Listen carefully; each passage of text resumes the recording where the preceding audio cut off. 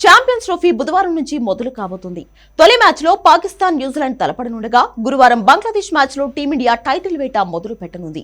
Group ఏలో ఉన్న భారత్ మిగిలిన 3 జట్లు బంగ్లాదేశ్, పాకిస్తాన్, శ్రీలంకలతో ఒక్కోసారి తలపడుతుంది.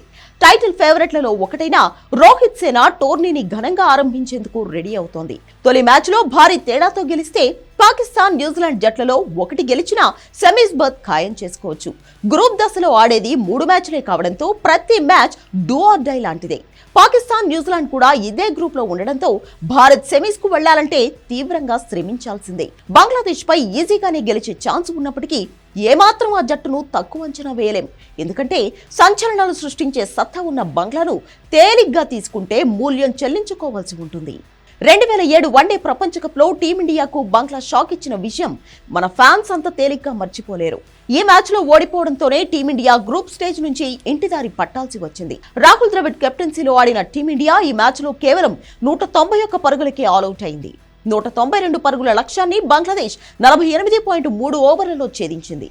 భారత్, బంగ్లాదేశ్ జట్ల ఐసీసీ వేదికలపై 11 సార్లు తలపడగా భారత్దే పైచేయిగా ఉంది.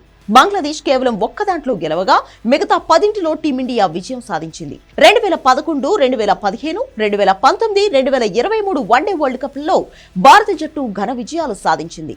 2009, 2014, 2016, 2022, 2024 T20 వరల్డ్ కప్ లలో టీమిండియానే గెలిచింది.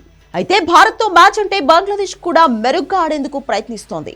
అందుకే టీమిండియా కూడా కొంచెం అప్రమత్తంగా ఉండాల్సిన అవసరం ఉంది. గత రికార్డులు మాత్రం పూర్తిగా భారత్ కే అనుకూలంగా ఉన్నాయి. వన్డే ఫార్మాట్ లో ఇరు జట్లు 41 సార్లు తలపడితే భారత్ 32 మ్యాచ్లలో గెలిచింది. బంగ్లాదేశ్ 8 సార్లు గెలవగా ఒక మ్యాచ్ లో ఫలితం తేలలేదు. ఇక ఛాంపియన్స్ ట్రోఫీలో భారత్, బంగ్లాదేశ్ ఒకసారి తలపడ్డాయి. 2017 ఎడిషన్ సెమీస్ లో బంగ్లాదేశ్ ను భారత్ చిత్తుగా ఓడించింది. ఈ మ్యాచ్ లో బంగ్లాదేశ్ 264 పరుగులు చేయగా టీమిండియా 40 ఓవర్లలోనే దాన్ని ఛేదించింది.